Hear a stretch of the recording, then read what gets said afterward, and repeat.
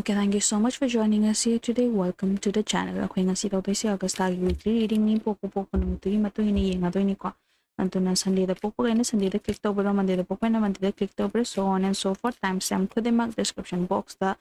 loy na mga happy personal reading pamang sa description box da information lo bi ya gani. So without any further ado, koy yenga si Sunday ki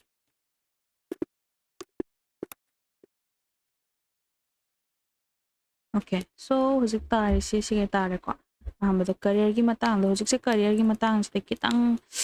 ling bu yada bagi mong do ko.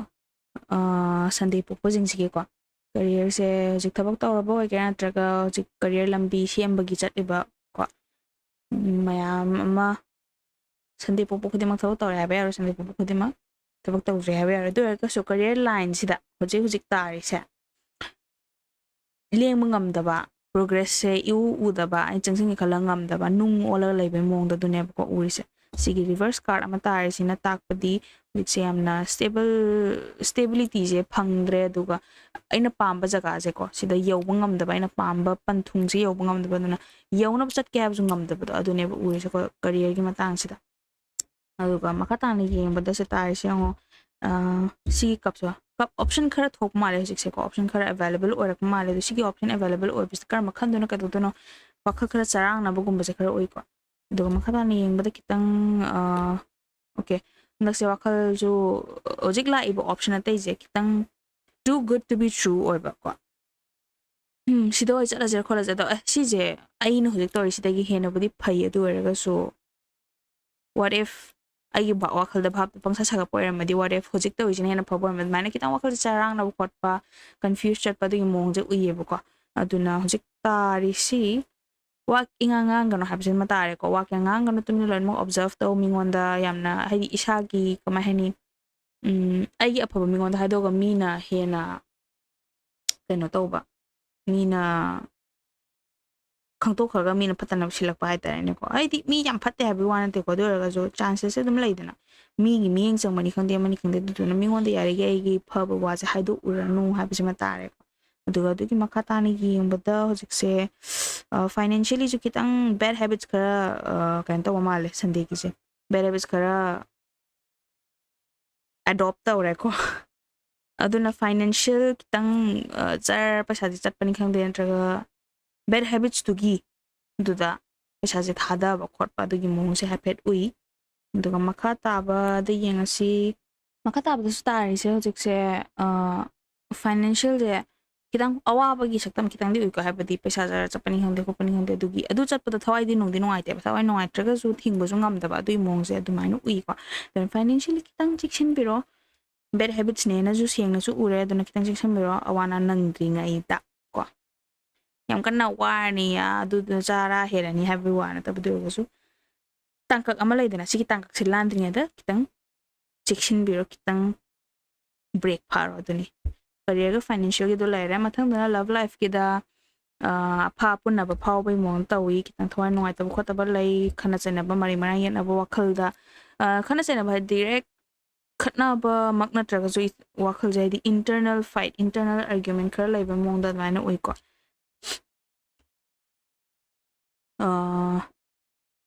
phase ama lan mangam da bai mong amoi phase ama lan mangam da ba ha ga di dum koina ba nungsina ba dum mai phase paring ama lai ni da ko da si phase mathang gi phase lan mangam dre kana khala ga khara adu thado ke ha bu ngam da ba dum ya phajana khanja ba nungsina ba dum ba ya do ga su thado pa su ngam da ba ko ta ba mai na wakhal kitang apha punna ba ko phawi pesa nungsa adidi pesa nusa gi dugi matha sab du sida kitang mai rena male ko haidi relationship ki mate ang yeng basida kitang coins ke kaso tara bani na the feelings yam na honest or yam genuine or yam na da yam na effort thadai ko thadana ba so honai aduni yam na prime time oi bu oi ko sigi love se dum phajana wish fulfilling dum relationship fulfilling su oidi oye duga kitang phase ama laning ga lan ngam da ba du mong do ye do khangau da ba change ama lakani chi change sina dum relationship to change se dum phase lan ngam da do lan tho poya ni aduni duga matung da family and friends ki da ko dum loina tinaba mayam gi sida yengbada kamai taage habada ha mayamna dum fajana honaba kan mi dum kahani maze am honai khone phaba mi am admirable oina uyeba sande pok mi jing je ko sande pok mi jing gi mari mata family friends mayam jin amna admirable oi khole na ui aduga yamna providing oina su urebo ko dependable oiba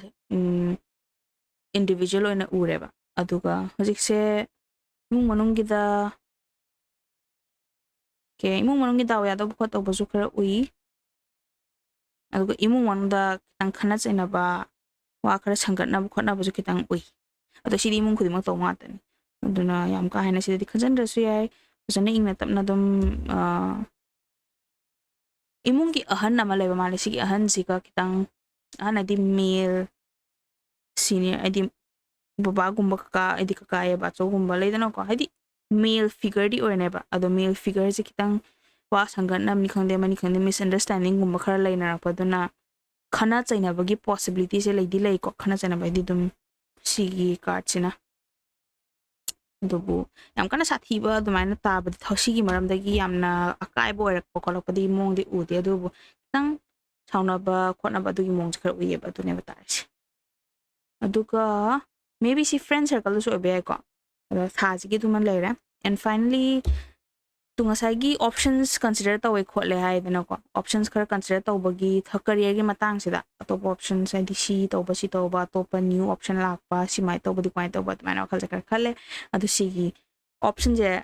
chance ti phajaba chance ti oidone boko chang ka darba maybe handa august thaje tar na august thaje chang pagi chance leidi lei antuga sida explore tawbagi okay explore tawba daw yani haba jama lenga sai confusion leibadi gi tar ko hoji final da main on si je influence of si card se sina career ki ni finance love family and friends aduga sina overall haidi summary gumba type na bado si je main influencer love na natraga career gi sina dum tawne ba khoi overall pukning gi emotional well being se ko aduduna final gi da sigi option phaja baje si sina daw ya ba explore tawning ba adventurous mood to on to ko adugum ba je sigi line ji chatnya chathan ning ba gi khara power kan aduna sigi chat pa kan da daw su piri ko star piri aduga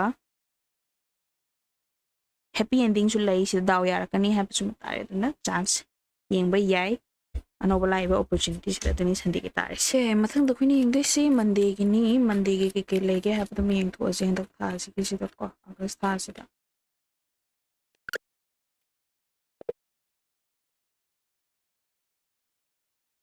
duni mandi si ke card sima tare pathara ke ahambada career ki matang sida ko career matang sida queen of cups tare si sina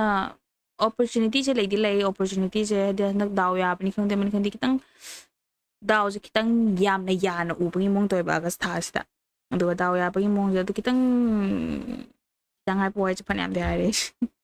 surprising oi ba news kumba lakani kai kumba maybe interview kumba natraga job kumba apply tawgi bo er kadi dum selection tawrapani khangde interview ko pani khangde ko antro thab khalle habagi paw dugumba se ka ta bagi chances se lai mande po pojingi ko aduga or yam chaw ba thangna tawje at least lei dana ko kitang nahangai lambi sungu uram dabdagi lambi ama taklon urak po du mong se lei ba kitang wah ai je kitang je pasa haire duga makatana tar je kitang harau bagi wah kitang je habi suli le pa yadre ma don haraubugi mongje ui party mode ta laibagi ko ado si je mari budi le career line sida dubu career line sigi maram dagi paw tarak paduna haraurakpa adune ko dui moni aduga kanna jo honari egi line sida si tawbu khotpa magi planning laibudo mandi pupasing jigi ko planning laibudo gi matu ina kanna jo hona chari aduga friends sing mating khar budi dakar tagani maise dakar tabdo man haiba ngamdaba dune ko leise natraga masana khangzadamni khangde do isung imanabadagi wari ni mai do business plan boygra ma boygra isung imanabada khar haigada plan sinaraga thokada poto mana haiba ngamdabani khangde natraga masana gyan tajada bai is mine friends ing da hairaga chakhotpa yai ko sigi thabak se aiga tawmina ninge na haiba mi duga haira kan chakhotpa yai ko kaina khanbado do wakal je thokdaba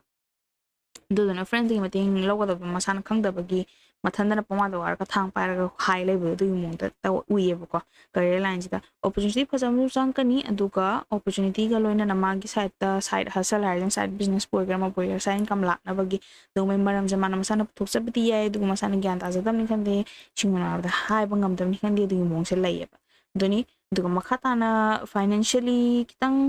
ꯍꯟꯗꯛꯁꯦ financial planning ꯀꯩꯀꯥꯁꯦ ꯈꯔ ꯁꯣꯏꯕꯒꯤ ꯇꯥꯏꯞꯇ ꯇꯧꯏꯀꯣ ꯑꯗꯨꯗꯨꯅ ꯑꯋꯥꯕ ꯈꯔꯗꯤ ꯅꯪꯅꯤ ꯑꯗꯣ travelling ꯀꯩꯀꯥꯒꯤ ꯑꯗꯨꯒꯨꯝꯕꯁꯨ ꯍꯥꯏꯐꯦꯠꯇꯪ ꯎꯏ ꯀꯣ ꯑꯥꯒꯁ ꯊꯥꯁꯤ ꯃꯅꯨꯡꯗꯃꯛ ꯅꯠꯇ꯭ꯔꯒꯁꯨ ꯑꯗꯣ ꯁꯤꯒꯤ ꯃꯔꯝꯗꯒꯤ ꯈꯤꯇꯪ ꯑꯃꯨꯛ ꯍꯥꯏꯔꯦ ꯄ꯭ꯂꯥꯅꯤꯡ ꯄ꯭ꯔꯤ ꯄ꯭ꯂꯥꯟ ꯇꯧꯔꯒ ꯂꯩꯕ ꯄ꯭ꯂꯥꯟ ꯈꯔꯒꯤ ꯃꯔꯝꯗꯒꯤ ꯀꯣ ꯁꯤꯒꯤ ꯐꯥꯏꯅꯥꯟꯁꯤꯌꯦꯜ ꯏꯁꯨ ꯈꯔ ꯊꯣꯛꯄ ꯀꯣ ꯄꯩꯁꯥ ꯅꯨꯡꯁꯥꯁꯦ ꯈꯤꯇꯪ ꯑꯋꯥꯕ ꯑꯥꯒꯁ ꯊꯥꯁꯤꯗ ꯄꯩꯁꯥ ꯅꯨꯡꯁꯥ ꯈꯤꯇꯪ ꯋꯥꯕꯒꯤ ꯃꯑꯣꯡꯁꯦ ꯎꯏ ꯑꯗꯨꯒ ꯍꯣꯏ ꯑꯋꯥꯕꯁꯤꯒꯤ ꯃꯇꯨꯡꯗ ꯑꯗꯨꯝ ꯋꯥꯔꯦꯅ ꯒꯤꯞ ꯑꯞ ꯇꯧꯕꯒꯤ ꯃꯑꯣꯡꯁꯤꯗꯤ ꯎꯗꯦꯀꯣ ꯃꯟꯗꯦ ꯄꯣꯛꯄ ꯃꯤꯁꯤꯡꯁꯤꯒꯤ ꯋꯥꯔꯒꯁꯨ ꯑꯥꯏ ꯋꯤꯜ ꯐꯥꯏꯠ ꯗꯤꯁ ꯊ꯭ꯔꯨ ꯍꯥꯏꯕꯒꯤ ꯑꯥꯏꯗꯤꯌꯥꯗꯨꯃ ꯂꯩ ꯑꯗꯨꯅ ꯐꯩ ꯑꯗꯨꯝ ꯀꯟꯅ ꯍꯣꯠꯅꯈꯤꯅꯤ ꯍꯥꯏꯕꯁꯤꯃ ꯂꯩ ꯑꯣꯀꯦ ꯕꯦꯗ ꯍꯦꯕꯤꯠ ꯑꯃ ꯂꯣꯏꯁꯤꯜꯂꯛꯄꯒꯤ ꯃꯑꯣꯡꯁꯨ ꯑꯣꯏꯀꯣ ꯕꯦꯗ ꯍꯦꯕꯤꯠ ꯑꯃ ꯍꯥꯏꯔꯒꯗꯤ ꯍꯟꯗꯛ ꯑꯥꯒꯁ ꯊꯥꯁꯤꯗ ꯕꯦꯗ ꯍꯦꯕꯤꯠꯁꯦ ꯃꯌꯥꯝ ꯂꯩ ꯄꯩꯁꯥ ꯃꯊꯣꯡ ꯃꯥꯡꯗꯅ ꯂꯣꯏꯁꯟꯕꯁꯨ ꯕꯦꯗ ꯍꯦꯕꯤꯠꯅꯤ ꯄꯩꯁꯥꯒꯤ ꯃꯇꯨꯡ ꯏꯟꯅ ꯇꯥꯔꯕꯅꯤꯅ ꯄꯩꯁꯥ ꯂꯣꯏꯁꯟꯕꯗ ꯇꯥꯔꯅꯤ ꯑꯗꯣ ꯕꯦꯗ ꯍꯦꯕꯤꯠꯁꯦ ꯑꯌꯥꯝꯕꯅ ꯄꯩꯁꯥ ꯇꯤꯡꯉꯤꯀꯣ ꯅꯤꯁꯥ ꯄꯨꯁꯥꯗ ꯉꯥꯎꯕꯁꯨ ꯄꯩꯁꯥ ꯇꯤꯡꯉꯤ ꯑꯗꯒꯤ ꯀꯣꯏꯕ ꯂꯥꯡꯕꯗ ꯉꯥꯎꯕꯁꯨ ꯄꯩꯁꯥ ꯇꯤꯡꯉꯤ ꯑꯗꯣ ꯀꯣꯏꯕ ꯂꯥꯡꯕꯁꯦ ꯕꯦꯗ ꯍꯦꯕꯤꯠꯅꯦ ꯍꯥꯏꯕ ꯅꯠꯇꯕꯗꯣ ꯍꯦꯟꯃꯜꯂꯗꯤ ꯃꯟꯕꯨ ꯃꯜꯂꯗꯤ ꯄꯣꯠꯁꯦ ꯕꯦꯗ ꯍꯦꯕꯤꯠ ꯑꯗꯨꯝ ꯆꯤꯡꯉꯦ ꯑꯗꯨꯗꯨꯅ ꯑꯦꯅꯤ ꯕꯦꯗ ꯍꯦꯕꯤꯠꯁꯤꯡꯁꯦ ꯍꯟꯗꯛ ꯑꯥꯒꯁ ꯊꯥꯁꯤꯗ ꯑꯗꯨꯒꯤ ꯂꯣꯏꯕ ꯅꯥꯏꯕꯒꯤ ꯃꯑꯣꯡꯁꯦ ꯎꯏꯀꯣ ꯐꯥꯏꯅꯥꯟꯁꯤꯌꯦꯜꯒ ꯃꯔꯤ ꯂꯩꯅꯕ ꯕꯦꯗ ꯍꯦꯕꯤꯠ ꯑꯗꯨꯅꯤ ꯑꯗꯨꯒ ꯅꯨꯡꯁꯤ ꯅꯨꯡꯉꯣꯟꯒꯤꯗ ꯍꯧꯖꯤꯛ ꯂꯩꯔꯤꯕ ꯃꯤꯗꯨꯒ ꯐꯖꯅ ꯑꯗꯨꯝ ꯅꯨꯡꯁꯤꯅꯩ ꯄꯟꯊꯨꯡ ꯌꯧꯕꯒꯤ ꯃꯑꯣꯡꯁꯦ ꯎꯏ ꯅꯨꯡꯁꯤꯅꯕ ꯂꯩꯕ ꯃꯤꯈꯩꯒꯤ ꯍꯥꯏꯔꯁꯤꯅꯀꯣ ꯑꯣꯀꯦ ꯁꯨꯃꯥꯏꯅ ꯇꯧꯔꯁꯦ ꯑꯩ ꯁꯟꯗꯦꯒꯤꯗꯤ ꯇꯧꯍꯧꯗ꯭ꯔꯦ ꯑꯗꯣ ꯅꯨꯡꯁꯤꯅꯕ ꯂꯩꯕ ꯃꯤꯈꯩꯒꯤꯅꯅꯦ ꯂꯚꯀꯤ ꯃꯇꯦꯛ ꯑꯃ ꯑꯗꯨꯒ ꯁꯤꯡꯒꯜ ꯂꯩꯕꯒꯤꯅ ꯃꯇꯦꯛ ꯑꯃ ꯑꯗꯨꯅꯦꯕꯀꯣ ꯅꯨꯡꯁꯤꯅꯕ ꯂꯩꯕ ꯃꯤꯈꯩꯒꯤꯅ ꯌꯥꯝꯅ ꯁꯛꯁꯦꯁꯐꯨꯜ ꯑꯣꯏꯔꯤ ꯏꯃꯣꯁꯅꯦꯜꯂꯤ ꯌꯥꯝꯅ ꯍꯔꯥꯎ ꯇꯌꯥꯝꯅ ꯊꯤꯅ ꯅꯨꯡꯁꯤꯅꯔꯤ ꯋꯥ ꯂꯣꯏꯔꯦ ꯏꯚꯟ ꯂꯨꯍꯣꯡ ꯈꯣꯡꯗꯣꯡꯕꯒꯤ ꯍꯟꯗꯛ ꯍꯣꯡꯅꯤ ꯍꯥꯏꯕꯩ ꯋꯥꯅꯇꯦꯀꯣ ꯑꯗꯨꯕꯨ ꯑꯗꯨꯒꯤ ꯑꯦꯝ ꯇꯝꯅ ꯅꯨꯡꯁꯤꯅꯕ ꯉꯥꯛꯇ ꯑꯣꯏꯕꯒꯤ ꯌꯥꯝꯅ ꯍꯔꯥꯎ ꯍꯔꯥꯎ ꯐꯖꯅ ꯂꯩꯕꯒꯤ ꯃꯑꯣꯡꯁꯦ ꯎꯏꯌꯦꯕꯀꯣ ꯑꯗꯨꯅꯤ ꯑꯗꯨꯒ ꯁꯤꯡꯒꯜꯁꯤꯡꯒꯤꯅ ꯏꯊꯟꯗ ꯑꯃ ꯂꯩꯗꯥꯏꯅꯦ ꯑꯁ ꯃꯤꯁꯦ ꯆꯪꯗꯤ ꯆꯪꯉꯛꯄ ꯑꯗꯨꯒ ꯈꯪꯁꯨ ꯈꯪꯅꯔꯕ ꯑꯗꯣ ꯈꯪꯅꯁꯜꯂꯀꯥꯟꯁꯤꯗ ꯑꯁ ꯑꯩ ꯁꯤ ꯃꯤꯁꯦ ꯌꯥꯝꯅ ꯊꯨꯅ ꯅꯨꯡꯁꯤꯃꯟꯈ꯭ꯔ ꯃꯥꯜꯂꯦ ꯃꯥꯏ ꯑꯁꯣꯏꯕꯁꯤꯡꯁꯦ ꯀꯣꯟꯅ ꯀꯣꯟꯅ ꯁꯨꯝ ꯎꯔꯦ ꯀꯥꯏꯒꯨꯝꯕꯀꯣ ꯁꯤ ꯃꯤꯁꯦ ꯑꯩ ꯅꯥꯟꯊꯣꯛꯀꯦ ꯈꯟꯕꯅꯦ ꯈꯣꯠꯄꯅꯦ ꯑꯩ ꯁꯤ ꯃꯤꯁꯤꯒ ꯀꯩꯅꯣ ꯇꯧꯅꯤꯡꯗꯦ ꯈꯣꯠꯅꯤꯡꯗꯦ ꯑꯇꯣꯞꯄ ꯌꯦꯡꯅꯤꯡꯉꯦ ꯈꯣꯠꯅꯤꯡꯉꯦ ꯑꯗꯨꯅ ꯋꯥꯈꯜꯁꯦ ꯍꯥꯏꯗꯤ ꯀꯣꯏꯅꯕ ꯍꯥꯏꯔꯒꯗꯤ ꯃꯤꯁꯦ ꯁꯨꯝ ꯂꯥꯛꯑꯒꯁꯨ ꯄꯥꯎꯁꯦ ꯍꯥꯏꯐꯦꯠ ꯐꯥꯎꯅꯔꯒ ꯀꯣꯏꯅꯕꯃꯛꯇꯤ ꯀꯣꯏꯅꯕ ꯅꯠꯇꯕ ꯑꯗꯨꯅꯤꯀꯣ ꯑꯩꯅ ꯍꯥꯏꯁꯦ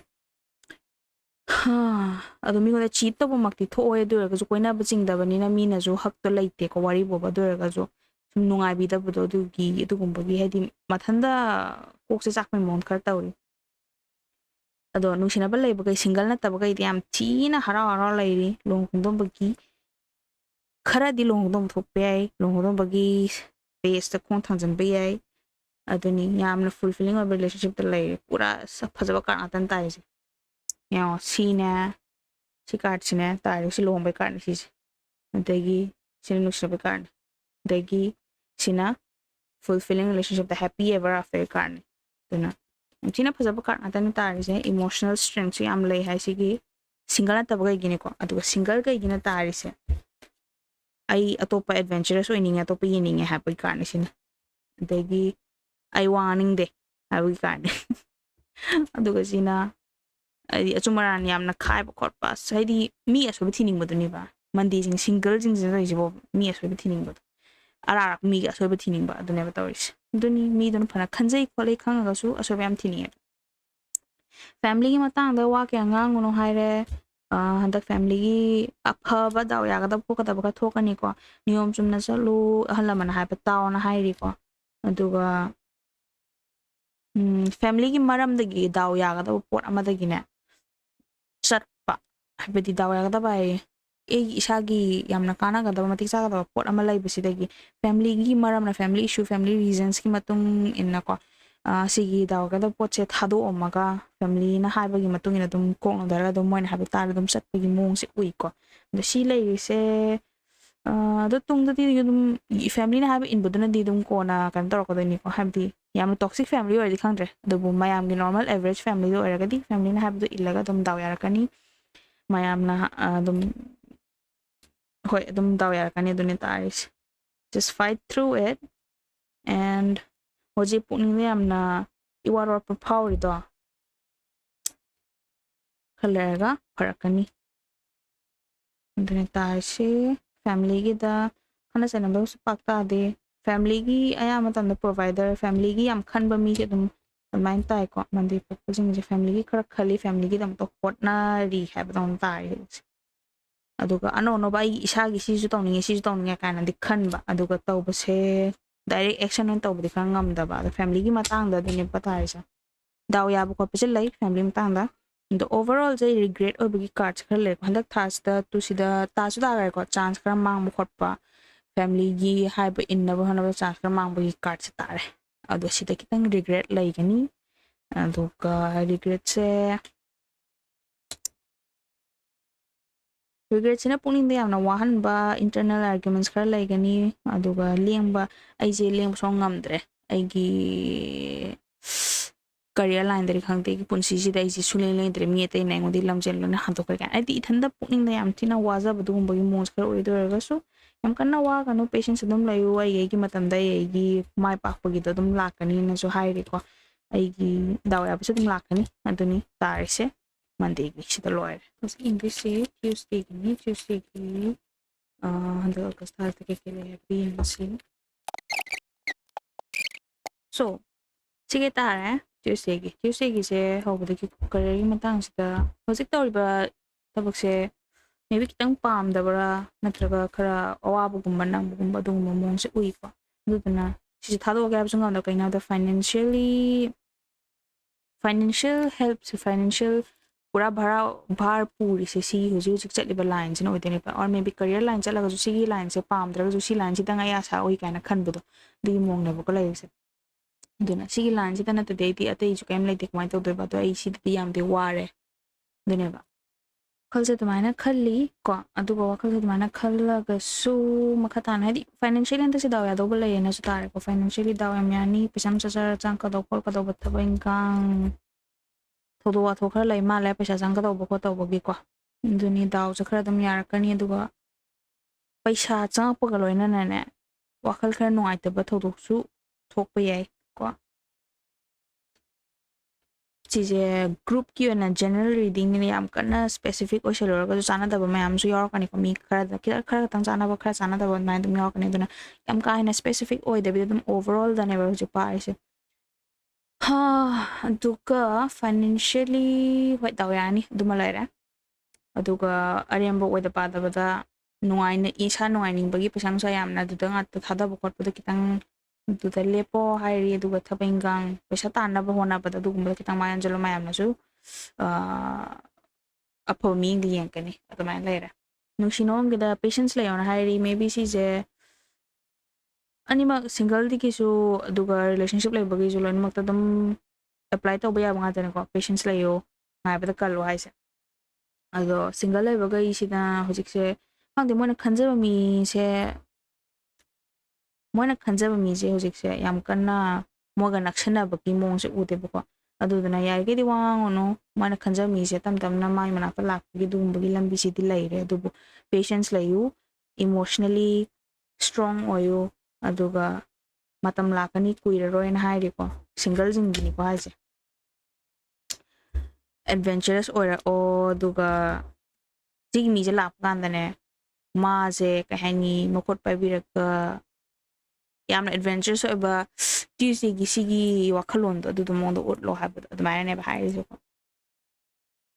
एंजॉय तो होलो मी दो अदुगा यामना हैप्पी एंडिंग गुम्बा हाइदि मानसु होजिकी लाकदो मी से मानसु यामना माजे डिफरेंट होइनी काना खलग अमले दाने अतै मी दिलेम न मोना मा दिलेम न मोना दे काना अमले दाने वाखलोन कितंग शिफ्ट अमला लाकदो अदमाय तोरगा फजना relationship build to ba dui mona ba relationship ta lai ba mi khai ki na hojik se relationship sita khara pung di hang hang ba phau ba hore kuina khangna sal per ga non du ga si gi relationship thado cha ning ya relationship se apha relationship se thado cha ning ba dui mona ba ko haidi kaim akai ba mona tor pa te kaim ta ma gi thaja mangan ma kholan ma mona oida padal to ba mona am ta na te du ga su thi station atop option urakpani khangde Tuesday sina mana ije nungsi hai je khangeba Tuesday na khangeba Tuesday partner jing hai Tuesday relationship to leba Tuesday ga igine ko relationship ta leiragadi my partner dona Tuesday je nungsi je khangdi khange masana do raga so option atopa urakpa topa yeni apuduna thado chatning bo kholing ba dune phaw je ko aduni doga itanda struggle khar tawra mission matang da aduni to makat ana family and friends ki family ki mangda mai thi bu ba nang bai mong ama ko family na kanom ka noma family ki mangda yamna mai thi ra ba ki mong da adugi feeling ama leira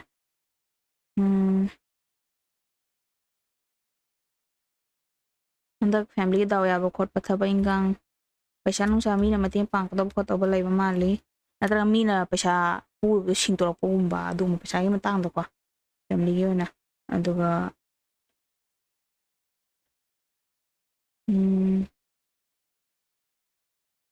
atay di am ka hai na kano ba laite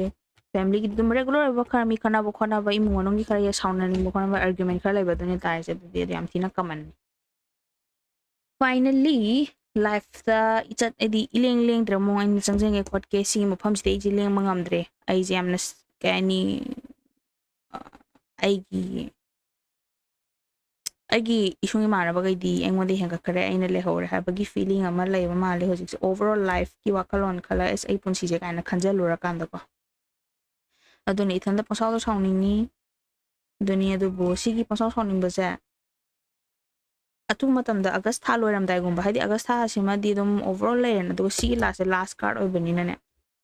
august tha loiram dai je paw nungai bam ta ba khot pa dunia ba le se ko yam na ngai paw moi ba do sigi paw se probably nungsinabagi obe ko love ki sigi da verse card sima tare duna do sigi paw na wakhal nungai han budo atuni always do enjoyment ma'am lakani tuni dula career gi da kitang kan hono kono hai khara hon ab je khara wat pe mong se ui ko duni Tuesday gi okay si na Wednesday gi ni jing do she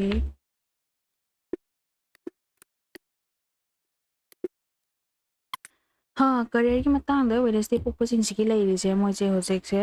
mo ki thabai ngam do yam ka hen enjoy to ba se oi de ko moi thabak se moi da khara enjoy to mani hojik to dre do ne pota ri se duga ma khata ni yeng bata mo gi se thabak se thado cha ning phaw re atop thabak yeng ninge khoninge do ra su thado cha pangam da ba Wednesday se chance pa jabam ju changa I ko thabo ingang ma ta na topa tawba ya ba thaba mayon jam ya ba thaba am jange do ra su on la yeng I Wednesday pokpa jang jena ko si sum to on pha ba na tra no changa si yeng pha ba sine ba ju yeng se ko aduga thado chat ke ha ba je khandi khalla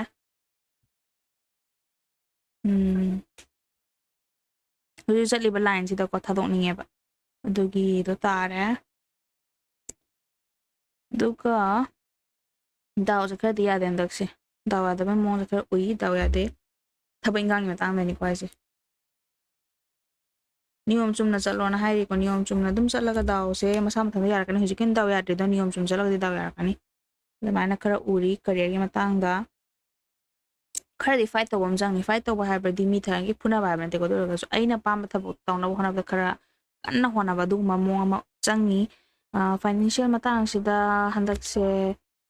paisa nung sai khara planning khara tawri ko regret to ba khala paisa je thadar dom phuna thada yu khot ko dum ba khala lai ba male ko duduna regret khar lai to paisa ga den da yam ka hena yana da ko ta bi u de ya khala regret kitang khak lai hai ja bai wane bu ko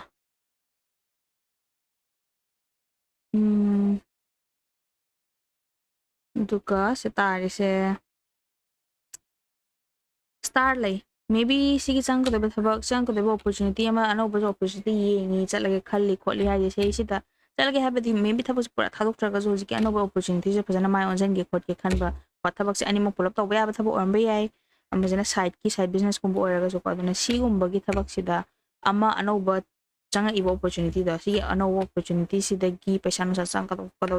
daw ya thok ka do ko ka do lai ba male duna patience kitang lai on hai ko daw se dum pasana pira ka ni ha ba gi stari si card sina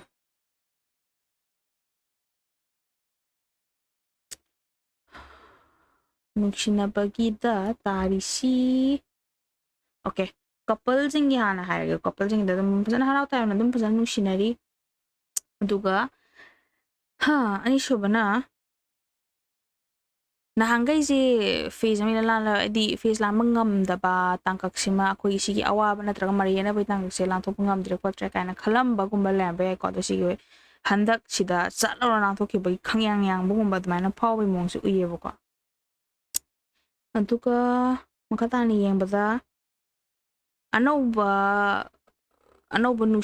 ꯑꯅꯧꯕ ꯅꯨꯡꯁꯤꯕ ꯍꯥꯏꯔꯣꯏꯁꯤꯅꯦ. ꯑꯗꯨꯝ ꯍꯥꯟꯅꯗꯩ ꯈꯪꯅꯕ ꯃꯤ ꯑꯣꯏꯔꯒꯁꯨ ꯑꯅꯧꯕ phase ꯑꯃ ꯂꯥꯟꯊꯣꯛꯄꯩ ꯑꯅꯧꯕꯒꯤ ꯅꯧꯍꯧꯅꯅ ꯑꯃꯨꯛꯀ ꯅꯨꯡꯁꯤꯕ ꯐꯥꯎꯕꯒꯨꯝꯕ ꯑꯗꯨꯒꯨꯝꯕꯩ ꯃꯑꯣꯡꯁꯦꯀꯣ. ꯌꯥꯝꯅ ꯅꯨꯡꯉꯥꯏꯕ ꯐꯦꯖ ꯍꯥꯏꯇꯥꯔꯦ. ꯍꯥꯏꯗꯤ ꯔꯤꯂꯦꯁꯟꯁꯤꯞꯇ ꯂꯩꯕ ꯃꯤꯈꯩꯒꯤꯅꯤꯀꯣ ꯍꯥꯏꯁꯦ.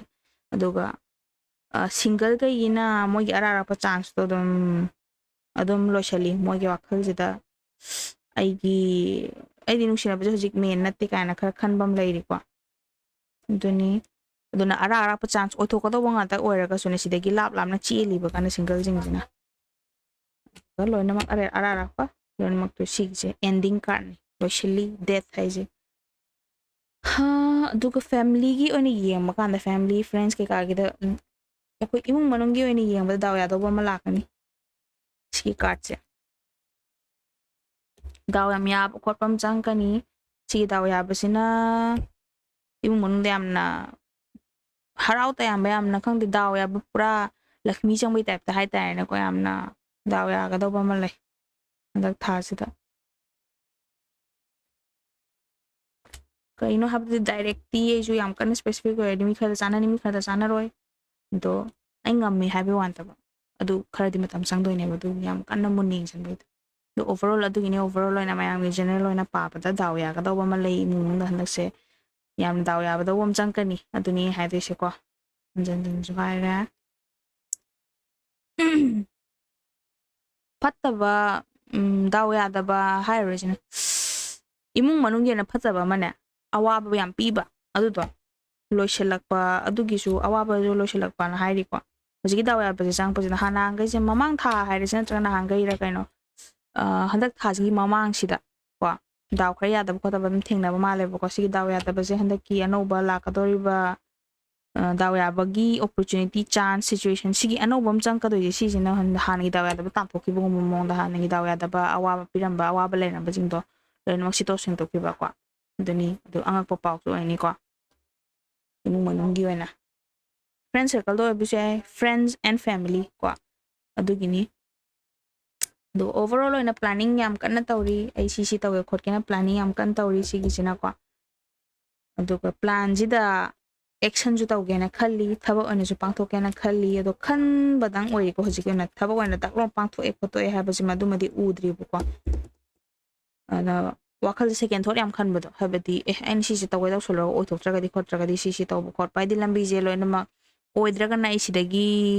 ꯌꯥꯝ ꯀꯟꯅ ꯃꯥꯡꯗ꯭ꯔꯤꯉꯩꯗ ꯁꯤꯗ ꯐꯠꯂꯧ ꯊꯗꯠꯂꯒ ꯑꯩ ꯁꯤ ꯂꯣꯏꯁꯟꯕ ꯈꯣꯠꯆꯟꯕ ꯅꯠꯇ꯭ꯔꯒ ꯑꯣꯏꯊꯣꯛꯑꯒꯅ ꯍꯦꯟꯅ ꯃꯉꯣꯟꯗ ꯏꯟꯚꯦꯁ ꯇꯧꯕ ꯈꯣꯠꯄ ꯑꯗꯨꯒꯨꯝꯕꯁꯦ ꯄ꯭ꯂꯥꯅꯤꯡꯁꯦ ꯐꯖꯅ ꯁꯤꯜꯂꯤꯕ ꯍꯧꯖꯤꯛꯀꯤ ꯑꯣꯏꯅ ꯄ꯭ꯂꯥꯟ ꯇꯧꯔꯤꯕ ꯑꯗꯨꯅꯦꯕ ꯇꯥꯔꯤꯁꯦꯀꯣ. ꯑꯗꯨꯒ ꯃꯈꯥ ꯇꯥꯅ ꯑꯗꯨꯝ ꯑꯣꯚꯔꯑꯣꯜ ꯌꯥꯝ ꯍꯔꯥꯎ ꯌꯥꯝꯅ ꯑꯋꯥꯕꯁꯦ ꯄꯥꯛꯅꯗꯤ ꯂꯩꯇꯕꯩ ꯃꯑꯣꯡꯗ ꯂꯩ. ꯑꯗꯣ ꯋꯥꯈꯜ ꯌꯥꯝ ꯈꯜꯂꯤ. ꯋꯥꯈꯜ ꯈꯜꯂꯤꯁꯦ ꯃꯦꯟ ꯑꯣꯏꯅ ꯁꯥꯏꯠ ꯕꯤꯖꯤꯅꯦꯁꯀꯨꯝꯕ ꯇꯧꯅꯤꯡꯕ ꯍꯥꯏꯒꯗ꯭ꯔꯥ ꯑꯩꯗꯤ ꯑꯦꯅꯤ ꯀꯔꯤꯌꯔ ꯂꯥꯏꯟ ꯑꯦꯅꯤ ꯑꯩꯒꯤ ꯄꯨꯟꯁꯤꯒꯤ ꯃꯥꯏ ꯄꯥꯛꯀꯗꯕ ꯊꯕꯛ ꯑꯩꯒꯤ ꯄꯨꯟꯁꯤꯒꯤ ꯑꯣꯏꯒꯗꯕ ꯊꯕꯛ ꯑꯃꯒꯤ ꯃꯇꯥꯡꯗ ꯌꯥꯝ ꯀꯟꯅ ꯄ꯭ꯂꯥꯅꯤꯡ ꯇꯧꯔꯤ. ꯑꯗꯨꯅꯤ ꯇꯥꯔꯤꯁꯦ. ꯃꯊꯪꯒꯤꯁꯦ ꯑꯩꯈꯣꯏꯅ ꯋꯦꯗꯅꯁꯗꯦ ꯌꯦꯡꯈ꯭ꯔꯦ. ꯊꯔꯁꯗꯦ ꯌꯦꯡꯗꯣꯏꯅꯤ. ꯊꯔꯁꯗꯦꯒꯤ ꯀꯩꯀꯩ ꯂꯩ ꯌꯦꯡꯉꯁꯤ.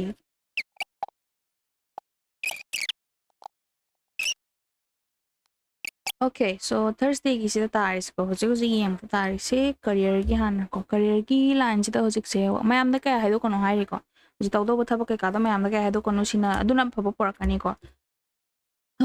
ꯁꯛꯁꯦꯁꯐꯨꯜ ꯑꯣꯏꯔꯒ ꯃꯤꯅ ꯀꯂꯛꯃꯤꯍꯧꯕ ꯈꯣꯠꯄꯁꯦ ꯑꯗꯨꯝ ꯑꯗꯨꯗꯨꯅ ꯕꯦꯗ ꯑꯦꯅꯔꯖꯤ ꯊꯥꯖꯤꯜꯂꯛꯄꯗꯨꯅꯅꯦ ꯗꯥꯎ ꯌꯥꯗꯕ ꯈꯣꯠꯇꯕꯒꯤ ꯃꯔꯝ ꯑꯣꯏꯔꯛꯀꯅꯤ. ꯑꯗꯨꯗꯨꯅ ꯁꯤꯗ ꯌꯥꯝ ꯀꯟꯅ ꯃꯤꯉꯣꯟꯗ ꯍꯥꯏꯗꯣꯛꯇꯕꯤꯗ ꯌꯥꯝꯅ ꯋꯥꯏꯁ ꯑꯣꯏꯅ ꯇꯨꯃꯤꯟꯅ ꯂꯩꯌꯣ ꯍꯥꯏꯕꯁꯤꯃ ꯍꯥꯏꯔꯤꯕꯀꯣ. ꯅꯤꯌꯣꯝ ꯆꯨꯝꯅ ꯇꯨꯃꯤꯟꯅ ꯑꯗꯨꯝ ꯇꯧꯐꯝ ꯊꯣꯛꯄ ꯇꯨꯃꯤꯟꯅ ꯇꯧꯔꯒ ꯃꯌꯥꯝꯗ ꯈꯪꯍꯟꯒꯅꯨ. ꯈꯪꯍꯟꯗꯕꯗꯨꯅ ꯖꯣꯏ ꯑꯣꯏꯒꯅꯤ. ꯑꯗꯨꯅꯤꯀꯣ ꯇꯥꯔꯤꯁꯦ. ꯑꯗꯨꯒ ꯍꯧꯖꯤꯛ ꯀꯔꯤꯌꯔ ꯂꯥꯏꯟꯁꯤꯗ ꯈꯤꯇꯪ ꯆꯠꯀꯦꯅ ꯈꯜꯂꯤꯕ ꯂꯝꯕꯤꯁꯤꯗ ꯊꯋꯥꯏ ꯅꯨꯡꯉꯥꯏꯇꯕ ꯑꯩꯗꯤ ꯇꯧꯒꯦ ꯈꯜꯂꯒ ꯈꯔ ꯑꯄꯟꯕ ꯂꯩꯕ ꯈꯣꯠꯄ ꯑꯗꯨꯒꯨꯝꯕꯩ ꯃꯑꯣꯡꯁꯦ ꯈꯔ ꯎꯏ. ꯌꯥꯝ ꯀꯟꯅ ꯀ꯭ꯂꯤꯌꯥꯔ ꯀꯠ ꯑꯣꯏꯅ ꯂꯝꯕꯤꯁꯦ ꯂꯩꯕꯗꯣ ꯑꯗꯨꯒꯤ ꯑꯁꯥꯁꯦ ꯄꯥꯛꯅ ꯎꯗꯕ ꯈꯣꯠꯇꯕ ꯑꯗꯨꯅꯦꯕ. ꯑꯗꯨ ꯑꯣꯏꯔꯒꯁꯨ ꯍꯧꯖꯤꯛꯁꯦ ꯁ꯭ꯇꯥꯔꯗꯤ ꯇꯥꯔꯤꯀꯣ ꯀꯔꯤꯌꯔ ꯂꯥꯏꯟꯁꯦ ꯁ꯭ꯇꯥꯔꯗꯤ ꯇꯥꯔꯤ ꯆꯠꯂꯤꯕ ꯂꯥꯏꯟꯁꯤꯗ ꯑꯗꯨꯅ ꯌꯥꯝ ꯀꯟꯅ ꯁꯤꯁꯤꯗ ꯋꯥꯈꯜ ꯅꯨꯡꯉꯥꯏꯇꯕꯁꯨ ꯇꯧꯔꯨꯅꯨ ꯌꯥꯝ ꯀꯟꯅ ꯔꯤꯒ꯭ꯔꯦꯠ ꯀꯩꯀꯥ ꯑꯁ ꯑꯩ ꯃꯃꯥꯡꯗ ꯍꯧꯈꯤꯕ ꯄꯨꯟꯁꯤꯗ ꯑꯩ ꯁꯤ ꯂꯩꯕ ꯈꯣꯠꯄ ꯁꯤ ꯔꯤꯒ꯭ꯔꯦꯠꯀꯤ ꯀꯥꯔꯠꯅꯤꯀꯣ ꯁꯤꯁꯦ ꯑꯗꯣ ꯍꯧꯈꯤꯕ ꯄꯨꯟꯁꯤꯗ ꯑꯩ ꯁꯤ ꯇꯧꯈꯤꯕ ꯈꯣꯠꯈꯤꯕ ꯈꯣꯠꯄ ꯑꯗꯨꯗꯨ ꯃꯌꯥꯝ ꯈꯟꯖꯕꯗꯣ ꯈꯜꯂꯨꯔꯅꯨ ꯍꯥꯏꯕꯗꯤ ꯈꯟꯒꯅꯣ ꯍꯥꯏꯕꯗꯤ ꯍꯦꯛꯇ ꯑꯩꯅ ꯈꯟꯒꯅꯣ ꯍꯥꯏꯅ ꯈꯜꯂꯅꯨ ꯑꯗꯨꯝ ꯌꯥꯔꯅꯤ ꯀꯥꯏ ꯍꯥꯏꯕꯗꯨ ꯅꯠꯇꯕ ꯑꯩꯅ ꯍꯥꯏꯁꯦ ꯑꯗꯨ ꯑꯣꯏꯔꯒꯁꯨ ꯌꯥꯝ ꯀꯥ ꯍꯦꯟꯅ ꯁꯤꯗ ꯈꯟꯖꯟꯕ ꯃꯊꯧ ꯇꯥꯗꯦ ꯄꯨꯟꯁꯤꯗ ꯇꯨꯡꯗ ꯌꯥꯝꯅ ꯁꯛꯁꯦꯁꯐꯨꯜ ꯑꯣꯏꯕꯒꯤ ꯋꯥꯒ ꯍꯥꯏꯕ ꯊꯣꯛꯇ꯭ꯔꯦ ꯌꯥꯝꯅ ꯁꯛꯁꯦꯁꯐꯨꯜ ꯑꯣꯏꯕꯒꯤ ꯂꯝꯕꯤꯁꯦ ꯑꯗꯨꯝ ꯂꯩꯔꯤꯕ ꯁ꯭ꯇꯥꯔ ꯂꯩꯔꯤ ꯆꯠꯂꯤꯕ ꯍꯣꯠꯅꯔꯤꯕ ꯂꯝꯕꯤꯗꯣ ꯑꯗꯨꯝ ꯆꯨꯝꯅ ꯍꯣꯠꯅꯧ ꯃꯤꯅ ꯌꯦꯡꯁꯤꯟꯗꯅꯕ ꯌꯥꯝ ꯀꯟꯅ ꯑꯩꯒꯤ ꯁꯤ ꯂꯩ ꯈꯣꯠꯂꯦ ꯑꯗꯨ ꯄ꯭ꯔꯣꯒ꯭ꯔꯦꯁꯇꯣ ꯍꯥꯏꯗꯣꯛꯀꯅꯨ ꯑꯩꯅ ꯇꯨꯃꯤꯟꯅ ꯍꯣꯠꯅꯐꯝ ꯊꯣꯛꯄ ꯍꯣꯠꯅꯧ ꯑꯗꯨꯅ ꯍꯥꯏꯔꯦ ꯅꯕꯨꯛ ꯐꯠꯇꯀꯅꯣ ꯅꯕꯨꯛ ꯐꯠꯇꯕꯗꯣ ꯇꯧꯒꯅꯨ ꯑꯗꯩ ꯅꯕꯨꯛ ꯐꯠꯇꯕꯗꯣ ꯇꯧ ꯍꯥꯏꯕ ꯅꯠꯇꯕ ꯀꯩꯅꯣ ꯑꯩ ꯍꯥꯏꯁꯦ ꯑꯦꯅꯤꯋꯦꯁ ꯑꯩ ꯍꯥꯏꯁꯦ ꯒ꯭ꯌꯥꯟ ꯇꯥꯔꯝꯃꯅꯤ ꯄꯨꯛ ꯐꯠꯇꯕꯩ ꯃꯑꯣꯡ ꯇꯧ ꯍꯥꯏꯕ ꯅꯠꯇꯦ ꯑꯗꯨ ꯑꯣꯏꯔꯒꯁꯨ ꯒ꯭ꯌꯥꯟ ꯇꯥꯅ ꯐꯖꯅ ꯅꯤꯌꯣꯝ ꯆꯨꯝꯅ ꯆꯠꯂꯣ ꯑꯗꯨꯅꯦꯕ ꯑꯩꯅ ꯍꯥꯏꯁꯦꯀꯣ ꯃꯊꯪꯗ ꯐꯥꯏꯅꯥꯟꯁꯤꯌꯦꯂꯤꯁꯦ ꯐꯥꯏꯅꯥꯟꯁꯤꯌꯦꯂꯤ ꯑꯗꯨꯝ ꯐꯖꯅ ꯗꯤꯄꯦꯟꯗꯦꯕꯜ ꯑꯣꯏꯔꯤ ꯌꯥꯝ ꯀꯥ ꯍꯦꯟꯅ ꯑꯋꯥꯕ ꯈꯣꯠꯄ ꯄꯩꯁꯥꯒꯤ ꯃꯇꯥꯡꯗ ꯑꯗꯨꯃꯥꯏꯅꯗꯤ ꯂꯩꯇꯦꯀꯣ ꯑꯁ ꯑꯩꯁꯦ ꯂꯥꯏꯔꯁꯨ ꯆꯠꯅꯔꯦ ꯑꯗꯨꯗꯤ ꯑꯝꯇ ꯂꯩꯇꯦ ꯍꯥꯏꯕꯗꯤ ꯑꯗꯨꯝ ꯅꯣꯔꯃꯦꯜ ꯑꯣꯏꯅ ꯃꯤꯅ ꯋꯥꯅꯕ ꯈꯣꯠꯅꯕ ꯂꯩꯗꯅ ꯄꯩꯁꯥꯒꯤ ꯃꯔꯝꯗ ꯃꯊꯥ ꯁꯥꯗꯕ ꯃꯤꯕꯨ ꯀꯅꯥ ꯂꯩꯒꯦ ꯏꯅꯥꯛ ꯀꯩꯔꯥꯛ ꯈꯨꯟꯕ ꯃꯤꯕꯨ ꯄꯩꯁꯥꯒꯤ ꯃꯔꯝꯗ ꯃꯊꯥ ꯁꯥꯏ ꯑꯗꯨ ꯑꯣꯏꯔꯒꯁꯨ ꯌꯥꯝ ꯀꯥ ꯍꯦꯟꯅ ꯗꯤꯄꯦꯟꯗꯦꯕꯜ ꯑꯣꯏꯗ꯭ꯔꯦ ꯍꯥꯏꯕꯗꯨꯃꯗꯤ ꯅꯠꯇ꯭ꯔꯦꯗꯅ ꯑꯗꯨꯅꯦꯕ ꯂꯩꯔꯤꯁꯦ ꯅꯨꯡꯁꯤ ꯅꯨꯡꯒꯤ ꯃꯇꯥꯡꯗ ꯌꯥꯝꯅ ꯃꯍꯩ ꯆꯥꯕꯒꯤ ꯃꯇꯥꯡꯁꯦ ꯑꯣꯏꯔꯤ ꯁꯤꯡꯒꯜꯁꯨ ꯑꯗꯨꯒ ꯀꯩꯅꯣꯁꯨ ꯄ꯭ꯂꯥꯅꯤꯡ ꯈꯔꯗꯤ ꯇꯧꯔꯦ ꯑꯗꯨꯒ ꯑꯇꯣꯞꯄ ꯑꯣꯞꯁꯟ ꯌꯦꯡꯅꯅꯤꯡꯕꯩ ꯃꯑꯣꯡ ꯇꯧꯋꯦꯀꯣ ꯍꯧꯖꯤꯛ ꯈꯪꯅꯔꯤꯕ ꯃꯤꯁꯤꯡꯁꯦ ꯑꯇꯣꯞꯄ ꯑꯣꯞꯁꯟ ꯌꯦꯡꯅꯤꯡꯕꯩ ꯃꯑꯣꯡꯗ ꯑꯇꯣꯞꯄ ꯄ꯭ꯂꯥꯅꯤꯡ ꯑꯇꯣꯞꯄꯗ ꯌꯦꯡ ꯈꯣꯠꯄꯗꯨꯒꯤ ꯃꯑꯣꯡꯁꯦ ꯈꯔ ꯎꯏ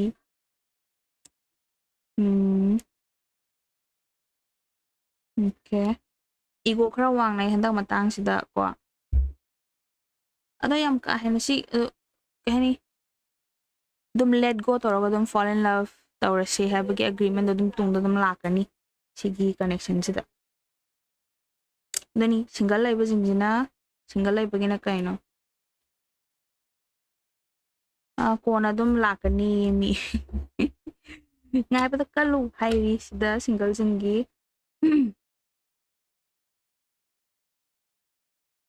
ꯑꯗꯨꯅꯤ ꯇꯥꯔꯤꯁꯦ ꯑꯗꯨꯝ ꯔꯦꯗꯤ ꯇꯨ ꯒꯤꯚ ꯂꯚꯇꯤ ꯑꯣꯏꯕ ꯁꯤꯡꯒꯜꯁꯤꯡꯁꯤꯅꯀꯣ ready to fall in love but ꯃꯤꯁꯦ ꯂꯩꯇꯕ ꯍꯧꯖꯤꯛꯀꯤ ꯑꯣꯏꯅ ꯑꯗꯣ ꯃꯤꯁꯦ ꯑꯗꯨꯝ ꯂꯥꯛꯀꯅꯤ ꯁꯛꯁꯦꯁ ꯂꯩ ꯂꯚ ꯂꯥꯏꯐꯇ ꯁꯛꯁꯦꯁ ꯂꯩ ꯍꯥꯏꯗꯤ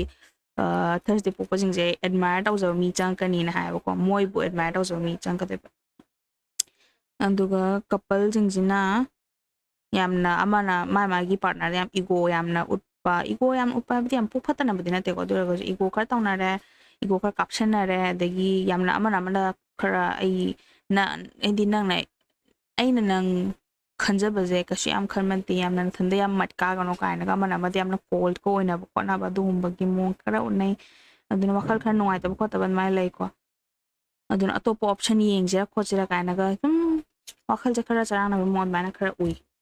ꯂꯚ ꯂꯥꯏꯐꯀꯤꯗ ꯀꯣꯏꯅꯕꯁꯤꯡꯒꯤꯅꯤꯀꯣ ꯍꯥꯏꯁꯦ ꯐꯦꯃꯤꯂꯤꯒꯤꯗꯅ ꯍꯧꯖꯤꯛ ꯂꯩꯔꯤꯁꯦ ꯐꯦꯃꯤꯂꯤꯒꯤꯗ ꯊꯥꯗꯣꯛꯄ ꯌꯥꯗꯕ ꯁꯤꯆꯨꯋꯦꯁꯟ ꯈꯔ ꯂꯩꯔꯤꯀꯣ ꯁꯤꯒꯤ ꯊꯕꯛ ꯏꯟꯈꯥꯡꯁꯤꯅ ꯃꯔꯝ ꯑꯣꯏꯔꯒ ꯑꯗꯨꯝ ꯏꯁꯥꯒꯤ ꯗꯥꯎ ꯌꯥꯒꯗꯕ ꯈꯣꯠꯀꯗꯕ ꯈꯔ ꯈꯨꯠꯇꯩ ꯅꯥꯟꯊꯣꯛꯀꯗꯧꯕ ꯈꯔ ꯂꯩ ꯏꯃꯨꯡ ꯃꯅꯨꯡꯒꯤ ꯊꯕꯛ ꯇꯧꯕꯗ ꯏꯃꯨꯡ ꯃꯅꯨꯡꯒꯤ ꯀꯩꯅꯣꯝ ꯇꯧꯕꯗ ꯑꯣꯀꯦ ꯑꯉꯛꯄ ꯄꯥꯎ ꯇꯥꯅꯤꯡꯉꯥꯏ ꯈꯔꯁꯨ ꯂꯩ ꯏꯃꯨꯡ ꯃꯅꯨꯡꯒꯤꯗꯤ ꯑꯁ ꯑꯗꯨꯝ ꯐꯦꯃꯤꯂꯤ ꯗ꯭ꯔꯃꯥꯅꯤ ꯑꯗꯨꯝ ꯃꯌꯥꯝꯒ ꯑꯗꯨꯝ ꯆꯞ ꯃꯥꯟꯅꯩ ꯈꯠꯅ ꯆꯩꯅꯕ ꯈꯔ ꯊꯣꯛꯀꯅꯤ ꯍꯔꯥꯎ ꯇꯌꯥꯝꯅ ꯑꯗꯨꯝ ꯐꯖꯅ ꯂꯩꯒꯅꯤ ꯑꯗꯨꯝ ꯑꯣꯚꯔ ꯑꯣꯜꯁꯤꯕꯣꯕ ꯐꯦꯃꯤꯂꯤꯒꯤꯗ ꯌꯥꯝ ꯀꯥ ꯍꯦꯟꯅ ꯁꯣꯛꯀꯤꯡ ꯑꯣꯏꯕꯁꯦ ꯄꯥꯛ ꯇꯥꯒꯟꯗꯦꯕ ꯁꯤꯗ ꯑꯗꯨꯝ ꯐꯦꯃꯤꯂꯤꯒꯤ ꯗꯥꯎ ꯌꯥꯒꯗꯕ ꯐꯦꯃꯤꯂꯤꯒꯤ ꯍꯣꯠꯅꯕꯗ ꯐꯦꯃꯤꯂꯤꯁꯦ ꯊꯥꯗꯣꯛꯄ ꯉꯝꯗꯕꯒꯤꯀꯣ ꯑꯗꯨꯝ ꯐꯦꯃꯤꯂꯤꯒꯤ ꯍꯣꯠꯅꯅꯕ ꯍꯣꯠꯅꯉꯥꯏꯗ ꯏꯁꯥꯒꯤ ꯀꯥꯟꯅꯕ ꯏꯁꯥꯒꯤ ꯑꯦꯗꯚꯥꯟꯇꯦꯖꯦꯁ ꯑꯣꯏꯕ ꯄꯣꯠ ꯈꯔ ꯈꯨꯠꯇꯩ ꯅꯥꯟꯊꯣꯛꯀꯅꯤ ꯑꯗꯨꯅꯦꯕ ꯇꯥꯔꯤꯁꯦ ꯑꯣꯚꯔꯑꯣꯜ ꯌꯥꯝ ꯀꯥ ꯍꯦꯟꯅ ꯁꯤ ꯅꯥꯟꯊꯣꯛꯈꯤꯕꯗꯒꯤ ꯄꯨꯟꯁꯤꯁꯦ ꯃꯥꯡ ꯇꯥꯔꯦ ꯂꯣꯏꯔꯦ ꯍꯥꯏꯕꯗꯨꯃꯗꯤ ꯑꯗꯨꯗꯤ ꯅꯠꯇꯦꯀꯣ ꯑꯗꯨ ꯑꯣꯏꯔꯒꯁꯨ ꯈꯤꯇꯪ ꯄꯨꯛꯅꯤꯡꯗ ꯈꯤꯇꯪ ꯅꯨꯡꯉꯥꯏꯇꯕ ꯈꯣꯠꯄꯗꯣ ꯈꯔ ꯐꯥꯎꯕ ꯌꯥꯏ ꯍꯟꯗꯛ ꯈꯨꯠꯇꯩ ꯅꯥꯟꯊꯣꯛꯈ꯭ꯔꯦ ꯀꯥꯏ ꯈꯜꯂꯒ ꯑꯗꯨꯅꯤ ꯇꯥꯔꯤꯁꯦ ꯐꯥꯏꯅꯦꯜꯂꯤ ꯅꯥꯏꯠ ꯑꯣꯐ ꯄꯦꯟꯇꯤꯀꯜꯁ ꯗꯥꯎꯁꯦ ꯄꯨꯔꯥ ꯆꯀꯥ ꯑꯣꯟꯕꯩ ꯇꯥꯏꯞꯇ ꯑꯃꯨꯛ ꯌꯥ ꯑꯃꯨꯛ ꯌꯥꯗ ꯑꯃꯨꯛ ꯌꯥ ꯑꯃꯨꯛ ꯌꯥꯗ ꯑꯗꯨꯅꯦꯕ ꯐꯥꯎꯔꯤꯁꯦ ꯍꯟꯗꯛꯁꯦ ꯑꯗꯣ ꯗꯥꯎ ꯌꯥꯔꯛꯀꯅꯤ ꯍꯔꯥꯎ ꯇꯌꯥꯝꯕꯒꯤ ꯐꯦꯁꯁꯦ ꯂꯥꯛꯇꯣꯔꯦ ꯂꯥꯏꯐꯇꯀꯣ ꯌꯥꯝꯅ ꯍꯔꯥꯎꯕꯒꯤ ꯈꯣꯠꯄꯒꯤ ꯑꯗꯨꯒ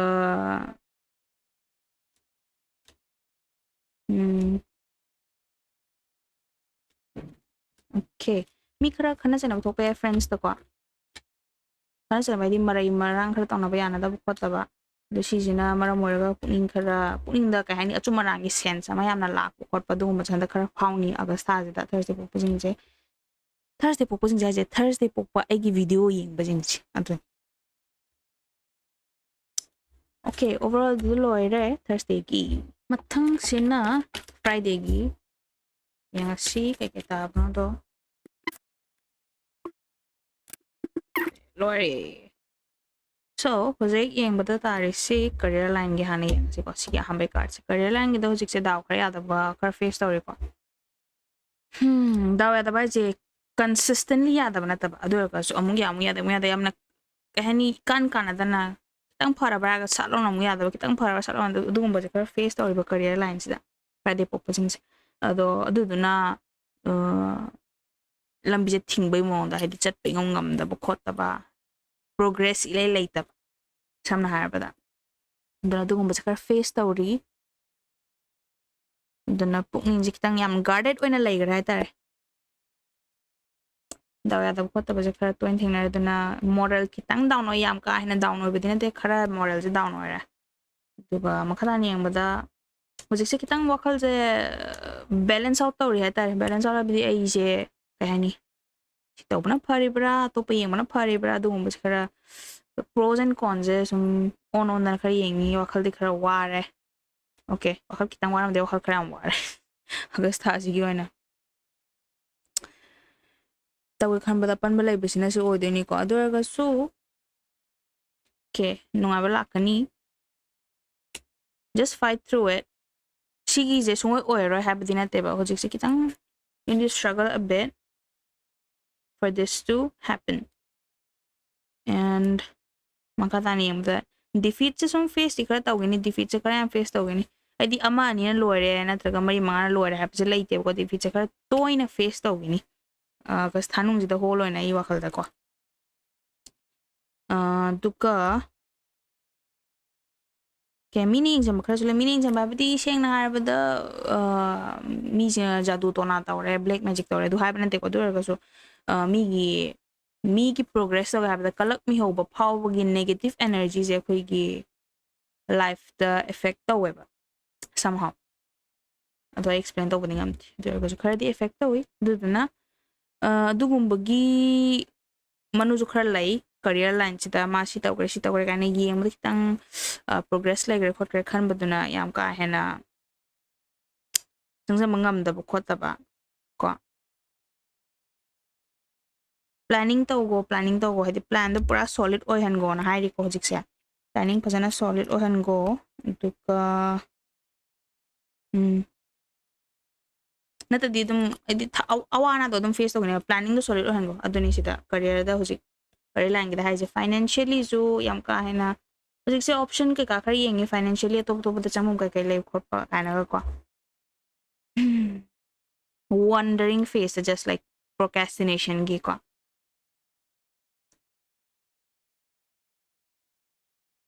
okay duka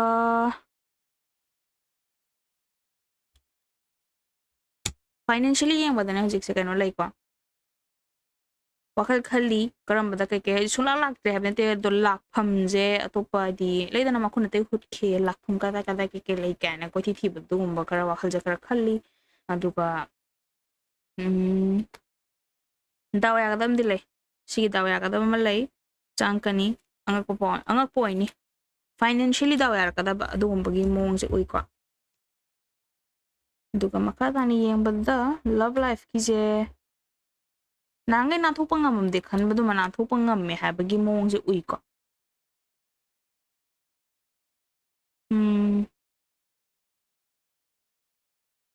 love life sigana financial line je khari yetchen na ma lai wakhal paisa nu sai matanga nu sina mi ga khari yetchen na ba dugumba nu sina bai di lover do ni ko hai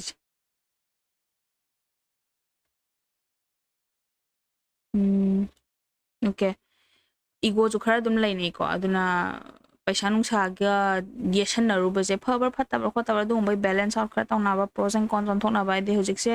yamna contemplation gi matang oba mal hojik wakhal pakana kan ba change athu bom di lakani change ayang bom lakani sigi change na dum hujikki leiriba relationship se dum tagadaba phone tarani ai loinamakti loi thunani haibasu ngamde loinamakti loi kainani haibasu ngamde doraga su tagadaba phone tarakani sini haidus hojik kahani even though you're not alone you feel lonely haibado pukningda adugumbagi wakhal ja khal layebako love ki aspect tani ko harakadoi aduna maybe burned out phase kumbo bani khangde relationship pe koine lairakpagi natraga anoba connect tawba horta ngai bagi wakhal chana ira chandira gamen ta bagi gam adugumbagi adumaine ba laise friday singita aduna some of you want to break this relationship lo shalage ay to pa yengninge advance khalli kharana ko aduna ai nahangai sigi wakhalon jai thadog sigi relationship thadog khan songam da handak se break free orakpa adugumbagi mong su uyeba ko thadog pangamakpa hangai ngamam da badagi aduga kharana dum fight through toraga final da love to dum amuka ju rekindle dawba adune ba urise mayangi makhal mathen the feeling dum common oina ganon pawise kara ithanda laitra ju lonely phawbdo adugi theme do adugi basis ta family and friends dak se family mating pangada ko kada khara laiba male manungi wana khara mating pangada ba adu mating pangbadagi daw yarakani ko si daw yadabdo si mating pangda sin connect oraga daw yarakani adune bataris aduga makhadani yembada imong manungda harau kumai guma thokada laiba yai harau kumai haise long khondongba maybe ko imana bagi long khondongba friends natraga family da long khondongba thokpa harau kumai am thokpa walore sini ko union amagi celebration adune tarise makhachani yengbada ke paisa nung sa je phangam dai na tho ja pai mo ma tawri si na tho ko te na tho imung manung gi ani ko haise imungi oiba wada aduka tawa khamba thabak se tawgen changjala gane oi thok tabagi mong se uye doraga jo wakhal ja ningana daba adumana ui handak thaji gi na rak mai tho ha bam laira adagi kai no yung munung mating pangbadai career line da su chakhot palakpa duka sida kai no paisa no sagi mating pangba khotpa de sigi pot amadagi ne chelaga ne amale dene si ani se leireba a to point a dei point b bu chele khala je bu ko point a dagi point b jene hele na chele point b ju phangda ba a ju phangda ba du gumba type tane ba dum situation ama family gi maram da dum man thukani ha ba leire ko do finally final card ha je si card na jati ke sunati niyom chumna chalo si kadani niyom da chum mo do da dum ya thora kani niyom ka chum de hain aduga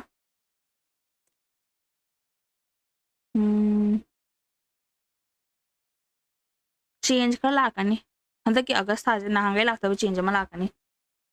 overall emotional aspect ani ko wakhal waram badagi nungar pomba kolakpa dumba gi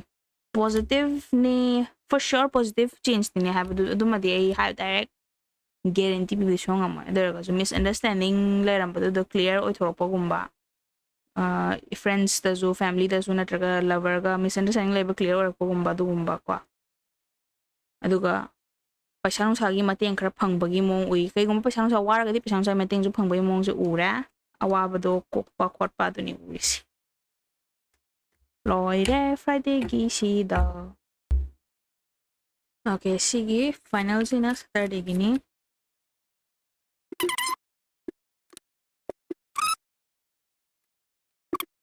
yang si saturday gi hojik career line da moise gat laiba khotpa di leidana ko kitang mayamna respectable oiba mayamna masing thaba haitaren adugumbagi line amadi chati chatleba ko opportunity sidagi adu chatlibado adai kitang hena phajaba di mayamna maje kitang pukning da fulfilled oibagi adugumbagi mongsu uyeba ko stare meeting je moigo hojik line sida ko adu mongonda opportunity phajabam changkani hairi career line ka kai si yang basita ko opportunity phajaba si ha changakpado mo lodaba ai hojik tawri sina yare kaina khallagane ꯑꯅꯧꯕꯁꯤꯗ ꯍꯟꯅꯕꯨ ꯌꯦꯡꯗꯕ ꯑꯅꯧꯕ opportunity ꯆꯪꯉꯛꯄꯁꯤꯗ ꯍꯟꯅꯕꯨ ꯌꯦꯡꯗꯕꯒꯤ ꯃꯑꯣꯡꯁꯦ ꯎꯏꯌꯦꯕꯀꯣ ꯍꯟꯗꯛ ꯑꯒꯁꯥꯗ ꯆꯪꯒꯗꯧꯕ ꯑꯣꯄꯣꯔꯆꯨꯅꯤꯇꯤꯁꯤꯗ ꯈꯤꯇꯪ ꯌꯦꯡꯕꯤꯌꯨ ꯁꯤ ꯑꯉꯛꯄ ꯄꯥꯎ ꯑꯣꯏꯅꯤ ꯑꯉꯛꯄ ꯄꯥꯎ ꯑꯣꯏꯅꯤ ꯈꯤꯇꯪ ꯁꯣꯀꯤꯡ ꯑꯣꯏꯕ ꯀꯩꯅꯣ ꯑꯩꯗꯤ ꯌꯥꯝ ꯊꯥꯖꯗꯦꯅ ꯀꯥ ꯍꯥꯏꯕꯗꯣ ꯑꯗꯨꯒꯨꯝꯕꯁꯦ ꯑꯣꯏꯅꯦꯕꯀꯣ ꯑꯗꯨꯒ ꯃꯈꯥ ꯇꯥꯅ ꯌꯦꯡꯕꯗ ꯁꯤꯁꯦ okay see balancing see pros and cons ओंथोꯛꯄ ꯈꯣꯠꯇꯣꯛꯄꯗ ꯑꯩꯗꯤ ꯁꯤꯅ ꯐꯕ꯭ꯔꯥ ꯑꯩ ꯍꯧꯖꯤꯛ ꯇꯧꯔꯤꯁꯤꯅ ꯐꯕ꯭ꯔꯥ ꯑꯅꯧꯕ ꯆꯪꯉꯛꯏꯁꯤꯅ ꯐꯕ꯭ꯔꯥ ꯑꯗꯨꯃꯥꯏꯅ ꯑꯣꯟꯊꯣꯛ ꯑꯣꯟꯁꯤꯟ ꯇꯧꯕꯗ ꯗꯁꯨ ꯋꯥꯈꯜꯗꯤ ꯈꯔꯗꯤ ꯋꯥꯔꯅꯤ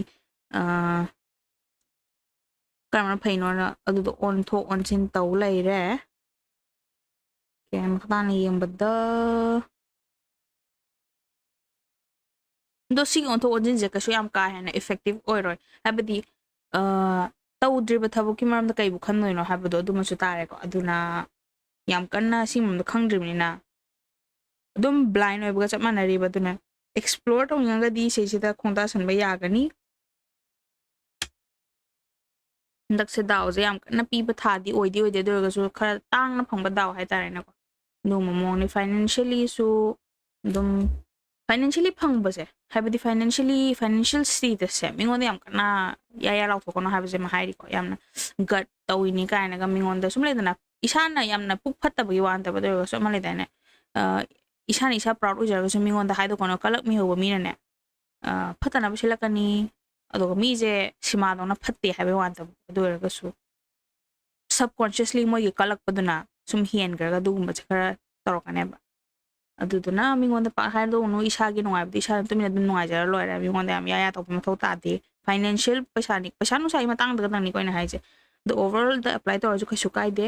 ꯑꯗꯨꯅꯤ ꯌꯥꯝ ꯀꯟꯅ ꯃꯤꯉꯣꯟꯗ ꯍꯥꯏꯗꯕꯅ ꯐꯩ ꯍꯥꯏꯅ ꯇꯥꯔꯦ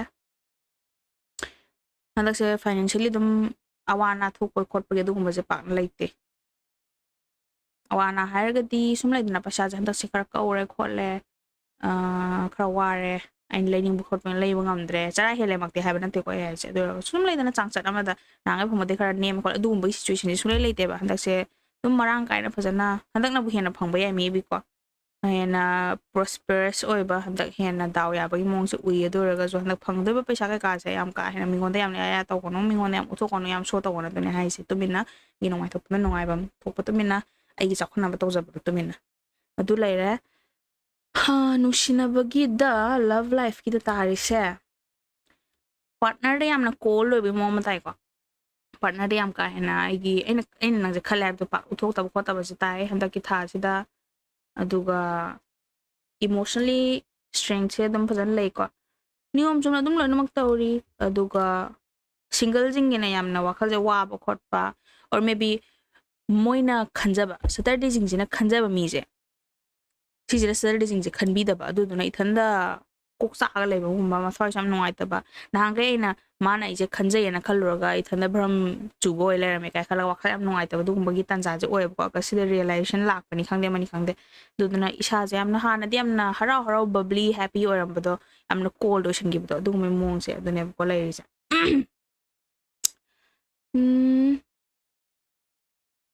ꯑꯗꯨꯕꯨ ꯁꯤꯡꯒꯜꯁꯤꯡꯁꯦ ꯈꯔ ꯌꯥꯝ ꯋꯥꯔꯨꯅꯨ ꯑꯗꯨꯝ ꯄꯦꯁꯦꯟꯁ ꯂꯩꯌꯨ ꯅꯨꯡꯉꯥꯏꯕꯒꯤ ꯇꯥꯟꯖꯥ ꯁꯤꯡꯒꯜꯁꯤꯡꯅ ꯅꯨꯡꯉꯥꯏꯕ ꯍꯥꯏꯁꯦ ꯃꯤ ꯑꯅꯧꯕ ꯆꯪꯉꯛꯄꯗꯣꯏꯅꯤꯀꯣ ꯑꯗꯣ ꯁꯤꯡꯒꯜꯁꯤꯡꯒꯤ ꯑꯦꯟꯖꯣꯏꯃꯦꯟ ꯃꯇꯝ ꯑꯗꯨꯝ ꯂꯥꯛꯀꯅꯤ ꯁꯤꯡꯒꯜꯁꯤꯡꯁꯦ ꯁꯇꯔꯗꯦ ꯁꯤꯡꯒꯜꯁꯤꯡꯁꯦ ꯌꯥꯝꯅ ꯑꯦꯗꯃꯥꯏꯔ ꯇꯧꯖꯕ ꯍꯥꯏꯇꯥꯔꯦꯅꯦꯀꯣ ꯌꯥꯝꯅ ꯃꯥꯁꯦ ꯌꯥꯝꯅ ꯄꯥꯝꯖꯩ ꯀꯥꯏꯅ ꯈꯟꯖꯕ ꯌꯥꯝꯅ ꯑꯗꯨꯒꯤ ꯑꯥꯏꯗꯤꯌꯥ ꯊꯣꯔꯥ ꯁꯣꯇꯣ ꯑꯥꯏꯗꯤꯌꯥ ꯀꯣ ꯑꯗꯨꯝ ꯂꯩꯔꯦꯗꯅꯀꯣ ꯑꯩ ꯍꯥꯏꯁꯦ ꯑꯗꯨꯅ ꯑꯗꯨꯒꯨꯝꯕ ꯃꯤ ꯑꯃ ꯆꯪꯉꯛꯀꯅꯤ ꯑꯗꯣ ꯄꯦꯁꯦꯟꯁ ꯈꯔ ꯂꯩꯌꯣ ꯍꯟꯗꯛ ꯊꯥꯁꯦ ꯁꯣꯏꯗꯅ ꯆꯪꯒꯅꯤ ꯍꯥꯏꯕ ꯃꯇꯝꯗ ꯑꯗꯨꯕꯨ ꯍꯟꯗꯛ ꯊꯥꯁꯤꯗ ꯊꯦꯡꯅꯔꯒ ꯃꯦ ꯕꯤ ꯊꯥ ꯑꯅꯤ ꯑꯍꯨꯝ ꯂꯩꯔꯒ ꯐꯖꯅ ꯑꯣꯕꯖꯔꯞ ꯇꯧꯔꯒ ꯁꯤ ꯃꯤꯁꯤꯅ ꯁꯨꯝ ꯄꯥꯝꯖꯃꯟꯕꯗꯒꯤ ꯆꯪꯉꯛꯄꯅꯤ ꯈꯪꯗꯦꯀꯣ ꯑꯗꯣ ꯅꯨꯡꯉꯥꯏꯕꯒꯤ ꯍꯧꯔꯛꯐꯝꯁꯦ ꯑꯗꯨꯒ ꯂꯚ ꯂꯥꯏꯐꯀꯤ ꯁꯤꯡꯒꯜꯁꯤꯡꯒꯤ ꯅꯨꯡꯉꯥꯏꯕ ꯍꯧꯔꯛꯐꯝꯁꯦ ꯍꯟꯗꯛ ꯊꯥꯗꯒꯤ ꯑꯣꯏꯅꯦꯕ ꯐꯦꯃꯤꯂꯤꯒꯤ ꯃꯇꯥꯡꯗ ꯐꯦꯃꯤꯂꯤ ꯑꯦꯟ ꯐ꯭ꯔꯦꯟꯁꯀꯤ ꯃꯇꯥꯡꯗꯀꯣ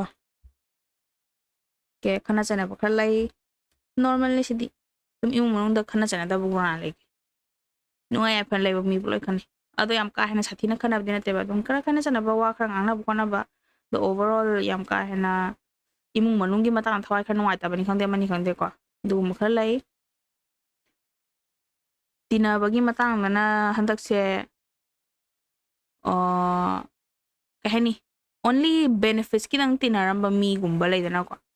ꯃꯒꯨꯟ ꯈꯪꯉꯛꯄꯗꯒꯤ ꯌꯥꯝ ꯀꯟꯅ ꯗꯥꯏꯔꯦꯛ ꯍꯦꯛ ꯉꯥꯡꯅ ꯊꯣꯛꯄ ꯅꯠꯇꯕ ꯗꯥꯏꯔꯦꯛ ꯍꯦꯛ ꯑꯥꯔꯒꯨꯃꯦꯟ ꯇꯧꯊꯣꯛꯄ ꯈꯟꯅ ꯊꯣꯛꯄꯗꯤ ꯅꯠꯇꯕꯀꯣ ꯑꯗꯨ ꯑꯣꯏꯔꯒꯁꯨ ꯃꯥꯒꯤ